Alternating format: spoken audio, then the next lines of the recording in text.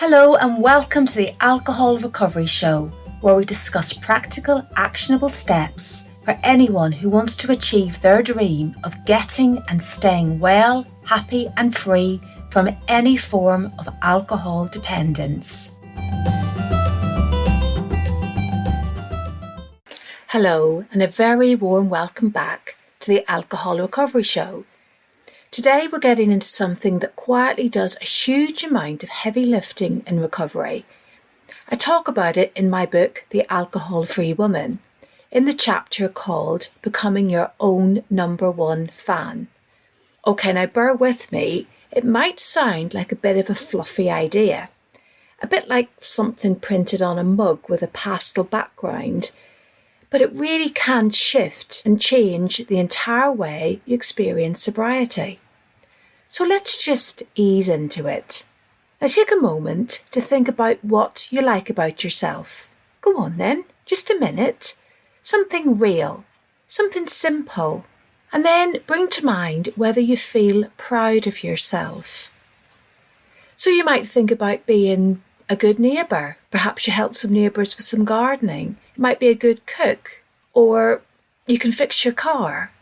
For many people, this can be really difficult. But that tells us something important, because the relationship you have with yourself shapes how you cope with everything else. And when you think about it, being able to cope sits right at the centre of drinking. It could be coping with life, coping with triggers, coping with emotional ups and downs. If we don't learn how to cope, stopping drinking is going to be a bigger issue than it needs to be. So bear with me here. From early on, people get handed a kind of invisible script, a script that tells them about who they should be. We've all had it. Women might get cast as the endlessly accommodating ones. Men might get cast as the strong, silent types. And it can be more specific to the types of families that we get born into. We might be given different roles, but the pressure is the same. To be something that we are told we are, not who we feel we are. As we get older, this can feel really constricting. It's a bit like being handed a costume at birth and you're told to wear it forever, even when it doesn't quite fit. And after a while, that tight feeling builds. And when something feels tight and uncomfortable, the natural instinct is to try to loosen it. And alcohol can have a way of feeling like one of the loosest pair of joggers in the world. Instant relief. Everything softens, everything feels easier. And yet underneath, the tight costume stays exactly where it is. So this is where we're going to talk about self-acceptance. We're really talking about taking that costume off and finally wearing something that fits, so that alcohol is less tempting to try to release everything. Without self-acceptance, life can feel like a constant self-improvement project. Like you're a house permanently under renovation. There's always some scaffolding up somewhere, something to fix, something to repaint, something that still isn't quite right.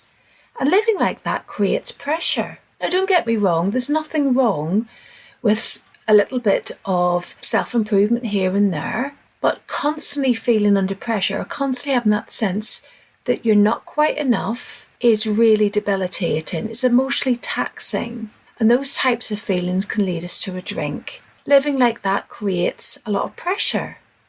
And pressure looks for a release valve.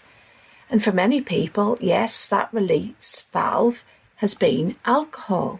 Now, with self-acceptance, with that willingness to be your own number one fan, that scaffolding starts to come down. The house begins to feel lived in rather than constantly worked on. There's a sense of ease in your own space. And when you feel at ease in your own space, the urge to escape starts to fade. It also plays out in relationships. When things feel unsettled inside, When you feel that tightness or that lack of self-acceptance, we can be oversensitive to perceived criticism from other people. Every interaction reflects something back that we don't like. Sometimes the reflection stings, and that emotional sting can build quickly. And then alcohol can step in like an overenthusiastic friend saying, let's forget all of that for a while and just relax. But with self-acceptance, those reflections we might sense from other people lose their sharp edges. Other people's moods, opinions, behaviours don't feel personal anymore. It gives us a sense of personal steadiness that reduces the emotional spikes that can often lead straight to cravings. Oh, and then, without self-acceptance, we can fall into the trap of comparison. We've all done it. You know, when you start to scroll through social media and you look at highlight reels while sitting in your dressing gown eating toast, everyone else looks polished, glowing, on top of life, and that contrast can create a quiet sense of lacking, a background hum of discomfort, and that hum can become a trigger. Now imagine yourself standing in your own life with a sense of grounded confidence. Going back to that example of looking at social media in your dressing gown, how you're dressed feels more like a positive lifestyle choice. You want to relax, and that's fine. And you accept that rather than the other little voices that tell you that you're a failure. Someone else's success feels like something to enjoy rather than something that subtracts from you. And that shift removes another reason to reach for a drink. Self-acceptance also changes how you deal with mistakes or with decisions that you regret. Without that self-acceptance, a mistake can feel like dropping a glass and watching it shatter in slow motion.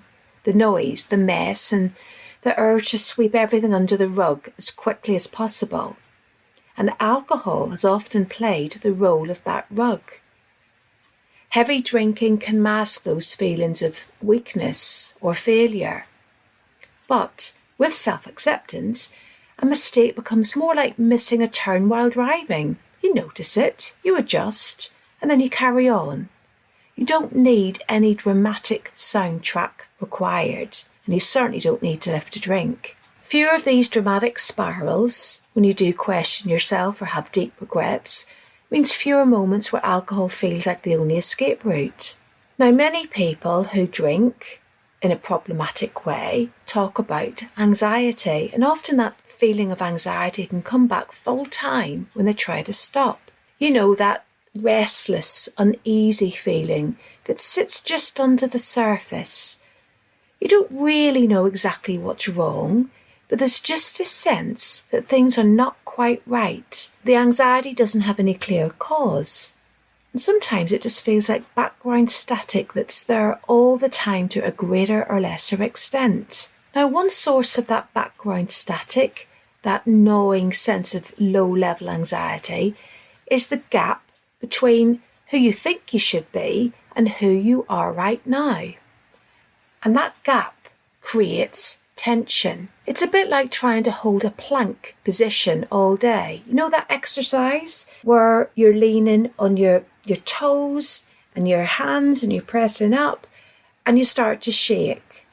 At some point, everything starts to wobble. And alcohol has often been the shortcut to drop into the floor.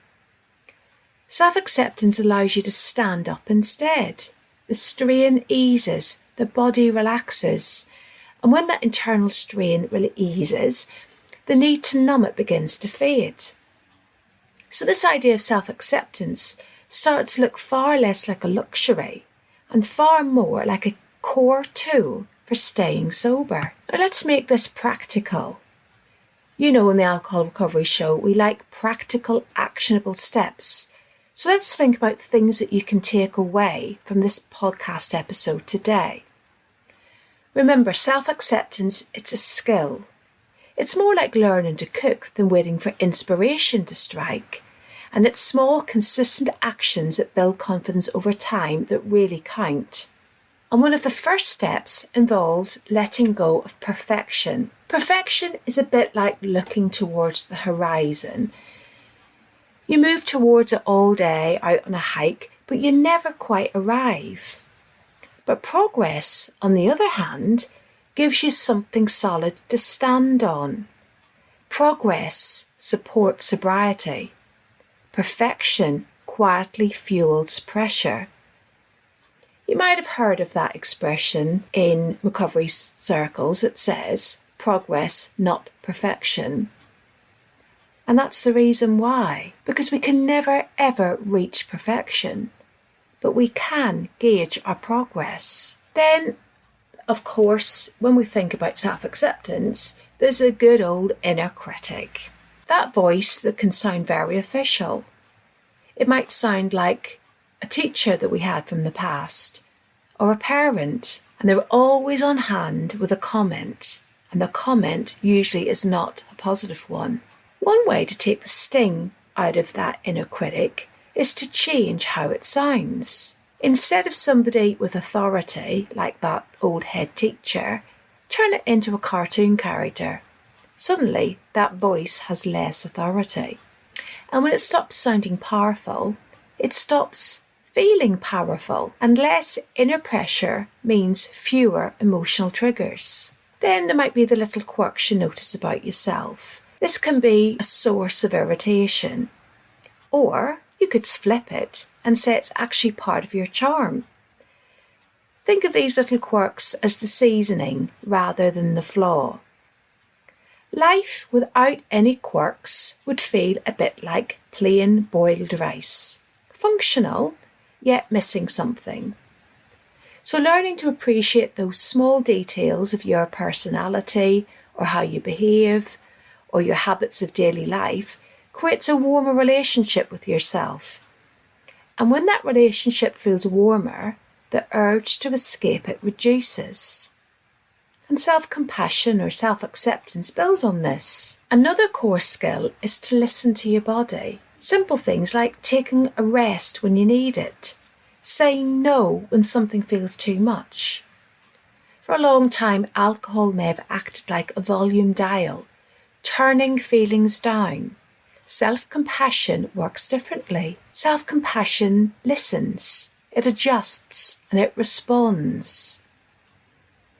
And that connection, that listening to yourself, reduces the need to reach for external relief. Releasing unnecessary shame also plays a big part. Carrying past regret can feel like dragging a suitcase full of bricks everywhere you go. It's heavy, it's exhausting, and it's always there. So letting go of that weight creates space. Space to move forward, space to breathe. And with less weight, there's less need to numb the load with alcohol. The next core skill is to learn how to self-validate. That means trusting your own experience, trusting your intuition, respecting your feelings, taking your needs seriously. Now, you don't have to respond or react to every single different feeling or thought that comes up, but notice them, be aware of them. And if something that you know that you really need to do in that moment, like just taking a few moments, taking a few breaths, sitting down, having a rest, having a drink of water, having a snack, then do it.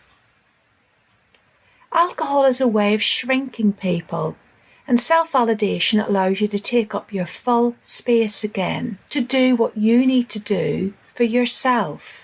And that sense of space supports sobriety in a real way.